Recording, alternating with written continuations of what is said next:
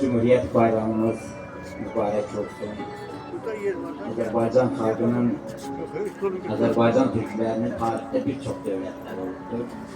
Biz en azı tarihe belki dönemde 6-7 bin yıllık dönemde birçok devletlerimiz oldu.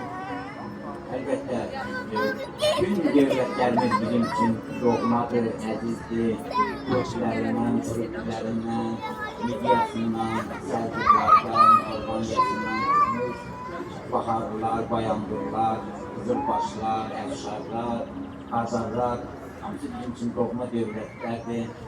Cumhuriyetimiz bizim için Cumhuriyetimiz yeni dönemde çok mühim ehemmiyet kəsb edir. Elbette Azerbaycan Cumhuriyeti de bundan önce kurulmuş devletlerimizin bir devamıdır. Yani Kızılbaşların devamıdır. O zaman Qacarlar Devleti varlığını sürdürürdü. Ancak demiyorlar ki Qacarlar Devleti de İrançıların, Manfaşistlerin demiyorlar ki İngilizlerin eliyle olan himayesine geçtiğine göre artık bir Türk devleti olmaktan çok uzaklaşmıştır. Böyle bir dönemde Azerbaycan Cumhuriyeti'nin kurulması bütün Azerbaycanlılar, Azerbaycan Türkleri için yeni bir nefes oldu. Cumhuriyetimizin elbette kurulmasında aslsız kahramanlarımız da var. Adlı kahramanlarımız da var. Biz onların hamısının karşısında, ruhları karşısında baş eğilir. Her birinin bizim için çizdiği bir yol var. Müqəddəs bir yol var. Sadece bu yolda həmişə bir yolbaş olur. Həmişə bir yolun bir lider olur. Bu yolu bize gösterenler olur. Tarixən də olubdur. Tarixən də Azerbaycan xalqı min illər boyu həmişə büyük liderleriyle, büyük şəxsiyyətləriyle istər bir elinde gelen, bir elinde kılınç. Həmişə olmuştur. Cumhuriyetimizin, bu anlamda Cumhuriyetimizin felsefesini, Cumhuriyetimizin varlığını ifade eden elbette iş nüvbede biz Məhəmməd Əmin Rəsulzadənin adını çəkirik.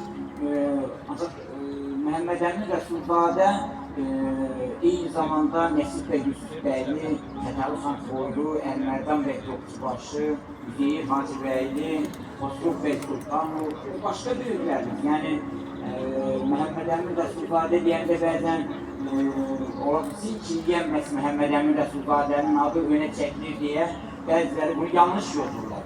Ancaq biz bilirik, bütün devletlerde kurucu bir kişi olur. Ancaq bu kurucu kişi elbette tek olmur.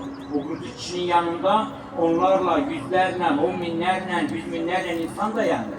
Ancaq bu bir həqiqətdir ki, Məhəmməd Əmin Rəsulzadə 18. ildə kurulan Cumhuriyetin şəksiz şübhəsiz bir lideridir. Ve de bu lider ancak bir elinde kılıç tutan, ya qələm tutan bir lider değil, o ruhen bir liderdir. Genç yaşlarında baxmayaraq Məhəmməd Əmin Rəsulzadə çox gənc idi. Baxmayaraq ondan da yaşlı insanlar vardı. Əlmərdan bəy Topçubaş vardı, Fətəli xan Xoylu var idi. Yəni onlar yaşta Məhəmməd Əmin Rəsulzadədən böyük ola bilərdi. Ancaq lider olmaq başqa bir şeydir. Biz yenə deyirik. Her bir insanımız bizim için değerlidir. Ancaq biz bilirik ki, tarixdə devletin kurucusu bir kişi olar. Ve bu kişi de Məhəmməd Əmin Rəsulzadədir. Ve biz Məhəmməd Əmin Rəsulzadənin neden bu Cumhuriyetin kurucusu olduğunu yeni nesile daha doğru dürüst çatdırmalıyıq. 70 yıl Sovet Rusyası elinden geleni etdi ki, Məhəmməd Əmin Rəsulzadənin varlığına kölge salsın, ruhuna kölge salsın. Elbette təkcə Məhəmməd Əmin Rəsulzadəyə karşı değildir. Bu müstəqil, azad Azərbaycana karşıydı. Ben həmişə belə düşünürəm. Yeni dönemde Azerbaycan adını verilden, yeni dönemde Türk devletine Azerbaycan adını veren Məhəmməd Əmin Rəsulzadə hem de tarihin mahiyetinden ileri gelen, tarihin geçmişinden gelen Azerbaycan adını yeniləndirildi. Azerbaycan adı tarihin çok qədimdir, biz bilirik. Şimdi son zamanlarda Azerbaycan deyəndə daha çok deyirlər bu bir tarihi coğrafi bir addır. Hayır, Azerbaycan tarihi bir coğrafi ad değildir. Azerbaycan xalqının, Azerbaycan Türklərinin bir adıdır. Oğuz ərlərinin, Türk ərlərinin adıdır. Məhəmməd Əmin Rəsulzadə də məhz bu dövlətə nədən Azerbaycan verdi? Bəzən biz ancaq məsələnin bir tərəfinə baxırıq ki, Azerbaycan sözünün hərfi mənası nədir? Atropatur ölkəsidir və ya deyək ki, otlar ölkəsidir.